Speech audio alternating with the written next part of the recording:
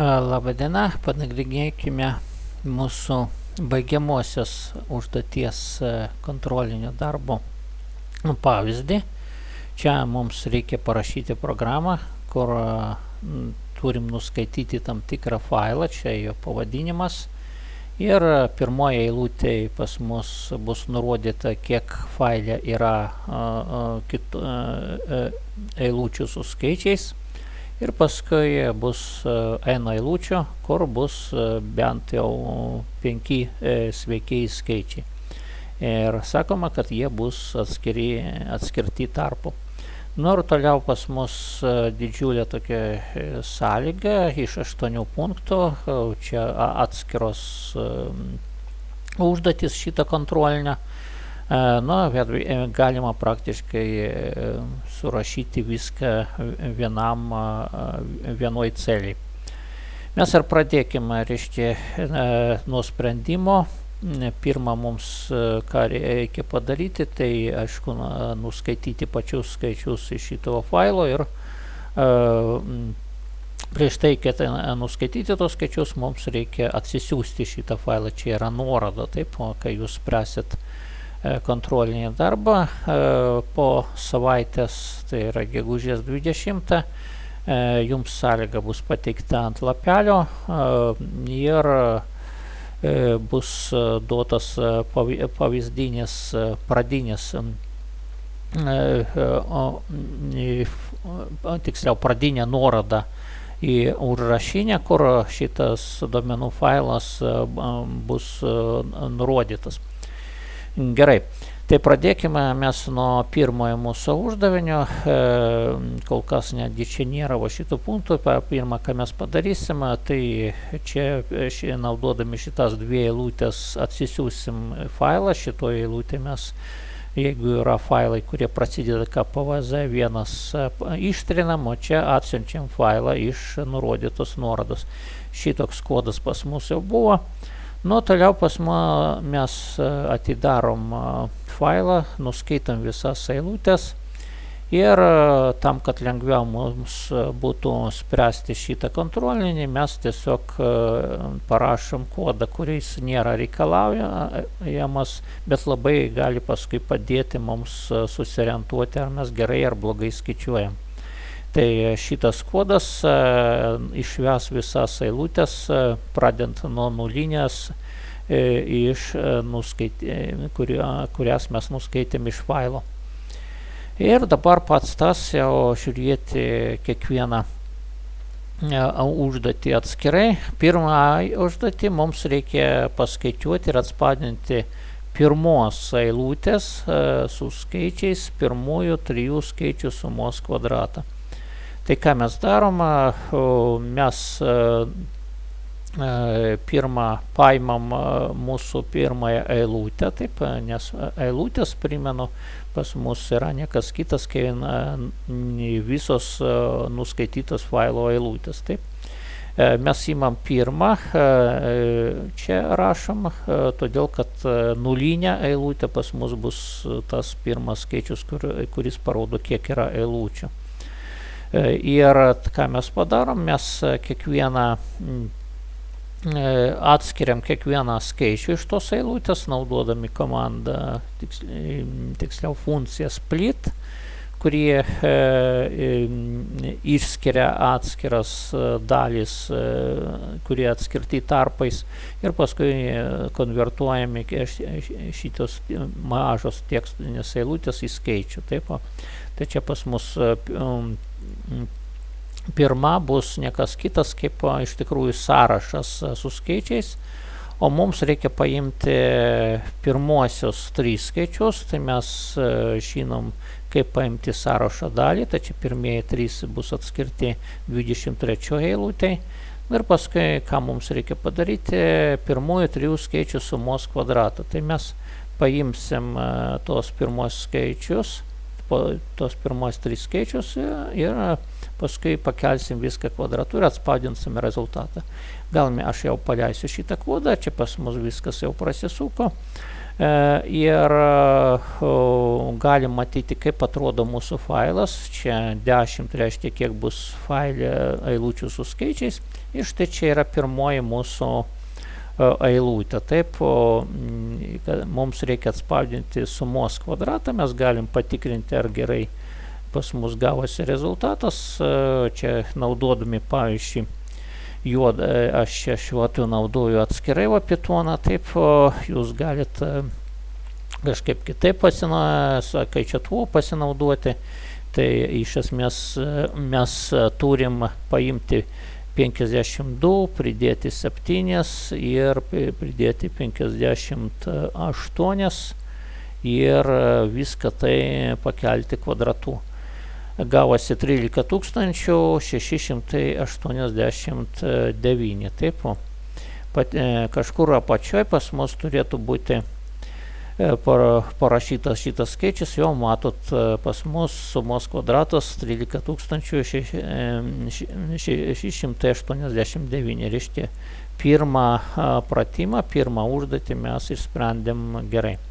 Dabar antras pratimas paskaičiuoti ir atspausdinti antros eilutės su skaičiais paskutiniųjų 4 skaičių sandaugą. Tai lygiai taip pat kaip ir su pirma eilutė mes atskiriam antrą eilutę. Paskui čia paimam paskutinius 4 skaičius, o toliau tiesiog mes sudauginam vieną iš kito. Taip, paskutiniai 4, tai pas mus bus sąrašas iš 4 skaičių, čia netgi laikosi reikšmė Google Colab'e 82, 76, 91 ir 80. Taip, tai mes jau galim pasitikėti ponu Pythonu, jis čia mums turi atspausdinti va šitokį sandaugą. Taip, čia pas mus į apačią nuvažiavus sandauga gavosi už tai šitas skaičius. Mes galim patikrinti, pavyzdžiui, paimti paskutinį skaitmenį. Čia pas mus šitie paskutiniai 4 pasižymi to, kad paskutinis skaičius yra dalus iš 10, tai yra baigėsi 0 ir pas mus rezultatas baigėsi 0. Reiškia, greičiausiai viskas čia gerai buvo paskaičiuota. Ne greičiausia, taip ir yra, galint patikrinti. Trečias pratimas, reikia paskaičiuoti ir atspausdinti trečios eilutės pirmųjų 5 skaičių vidurkį. Čia viskas labai elementaru. Mes paimam trečią eilutę, nuskaitom, konvertuojam ją į skaičių sąrašą ir toliau šitoj vietoj mes paimam pirmus 5. Taip. Toliau mes susumuojam tuos pirmus 5 ir padalinam iš jų kiekio. Lien pirmieji 5, tai čia niekas kitas kaip būtent tas sąrašas. Galim pasižiūrėti, čia šitie skaičiai 36, 40, 13, 50, 54, o tie skaičiai. Patikrinam, ar mes gerai nuskaitėm iš failo. Čia pas mus turėjo būti va šitie skaičiai. Ir paskui čia mes sužinojam jų vidurkį. Taip. Tai trečias pas mus praėjo uždavinys, taip čia nesunkiai įsitikinti. Toliau 4, paskaičiuoti ir atspausdinti 4 eilutės nelyginių skaičių kiekį. Tai kaip mes galim visą šitą padaryti? Imam 4 eilutę, konvertuojam ją į skaičių sąrašą. Paskui mes galim sukomponuoti naują sąrašą, kuris sudarytas tik iš nelyginių skaičių iš to sąrašo 4. Kaip tai mes galim padaryti? Mes galim panaudoti sąrašo komponavimą. Čia for ciklas eina pagal visus elementus iš sąrašo 4. Bet mes tikrinam papildomai, kad tai būtų nelyginis skaičius. Taip. Ir dabar, jeigu pasižiūrėti, kokie yra tie nelyginiai skaičiai, 3, 69, 13 ir taip toliau, lyg tai nelyginis mes teisingai sužinojam. Ir čia lien nelyginiai, tai ir bus jų kiekis. Vėlgi pasižiūrim, kaip atrodo tas mūsų ta ketvirtoji eilutė. Čia yra 1, 2, 3, toliau 4, 5, 6, 7, 8, 9, 10. Taip, jeigu mes čia teisingai skaičiam, jo teisingai nelyginių skaičių čia gavosi 10. Taigi ketvirtas pratimas pas mus atliktas. Penktas pratimas, reikia atspausdinti stulpelių visų penktos eilutės skaičių kvadratus. Tai vėlgi konvertuojam penktą eilutę į sąrašą. Nu, tiesiog toliau eina for ciklas pagal visus elementus iš sąrašo penktą ir spausdinam atskiruose eilutės jų kvadratus. Taip, o čia turėtų matytis šitie kvadratai. Nu, patikrinam o štai šitą pirmą skaičių. Taip, pas mus pirmas skaičius yra 78, taip, o čia 6084. Taip, 78 kvadratų mes galim šitą patikrinti, taip, ir pasižiūrėti, kiekgi čia gaunasi jo teisingai šitas skaičius. Nu, ir aišku, ir visus kitus jis ten turėjo teisingai atspausdinti. Gerai, penktą mes jau nugalėjom. Šeštas, atspausdinti stulpelių visų šeštos eilutės skaičius, kurie yra tarp 10 ir 30. Taip, čia turbūt reikėtų pataisyti, nes ponas Senis biškį suklydo. Atspausdinti stulpelių visus šeštos eilutės skaičius, kurie yra jo teisingai. Čia turi būti daugiskaitos galininkas. Gerai, tai mes nuskaitom tą mūsų šeštą eilutę su skaičiais ir paskui važiuojam pagal mūsų eilutę šeštą taip, ir tikrinam, ar mūsų skaičius yra tarp 10 ir 30 ir spausdinam jį. Štai čia yra nesunkiai šitas suprantamas kodas. Nu, galit patikrinti vėlgi, ar čia teisingai išvedė. Čia pas mus vienintelis netgi gavosi toks skaičius, taip, netgi vienintelis toks skaičius. Pasižiūrim, ar čia pas mus tikrai taip jau yra. Kur čia pas mus šešta eilutė, ir šeštoji eilutė, jo teisingai šeštoji eilutė pas mus tarp 10 ir 30 tai yra vienintelis 20-ukas, pasirodo, čia daugiau nebuvo. Kartais gali nieko neatspausdinti, jeigu tokių iš viso nebebus. Toliau septintas pratimas, paskaičiuoti ir atspausdinti septintos eilutės skaičių, kurie prasideda nuo dvejetų kiekį. Nu, panašius uždavinius mes jau sprendėm pavasarį, tai čia nesudėtingai šitą organizuoti. Mes nuskaitėm ir konvertavome sąrašą mūsų septintą eilutę. Ir ši 59 eilutė mes ką darom? Važiuojam pagal visus septintos eilutės narius ir tikrinam pirmą skaitmenį. Kaip šitą darosi, mes žinom, mums reikia konvertuoti skaičių į tekstinę eilutę ir iš tos tekstinės eilutės paimti banalėję pirmą skaitmenį. Taip, čia pas mus 2, taip. Nu ir paskui, aišku, čia neišreikštiniu būdu turim omeny, kad visi skaičiai pas mus yra neneigiami. Taip, mūsų kontroliniam šitam ir bus.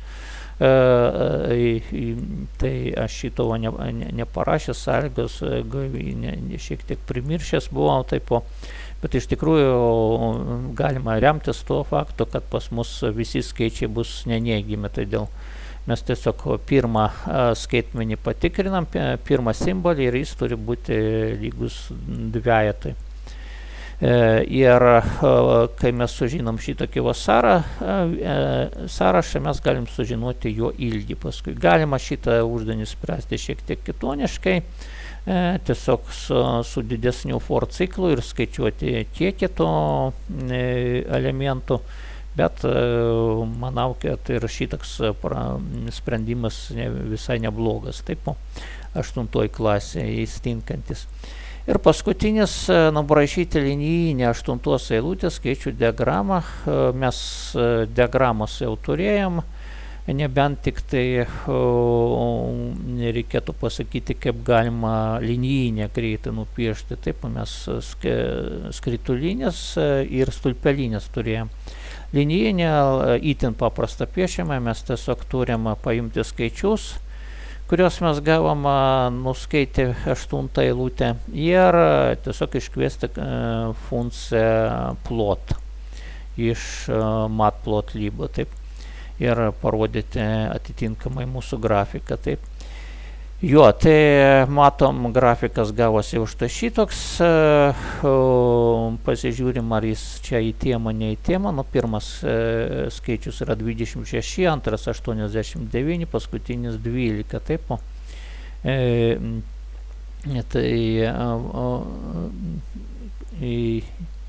Čia kelinta 8, taip, galima nesunkiai matyti, kad pirmas tikrai kažkur tai yra 26, taip, tarp 20 ir 30, ir paskui patikrinti ir antrą, ir trečią ir taip toliau, ir nesunkiai matyti, o paskutinis pas mus yra 12 ir jis, jeigu taip šiek tiek pasižiūrėti, irgi jis matosi tinkamoje vietoje pagal Y ašį. Štai čia tiek žinių. Tam, kad jūs galėtumėt pasiruošti kontroliniui, yra panašus pavyzdys kontrolinio darbo klasiai, kurį reikia atlikti iki 21 valandos gegužės 13. Ir taip pat dar vienas pavyzdys namų darbams, čia šitoj vietoj ryškiai negerai parašyta, čia 17 diena turėtų būti, taip. Jo, iki 17 dienos patikrinam dėl viso pikto, kad čia šeštadienis 17. Ir tai būtų tiek iš esmės. Kągi, sėkmės besiruošiant paskutiniam didesniam kontroliniai ir visokeriopos sėkmės.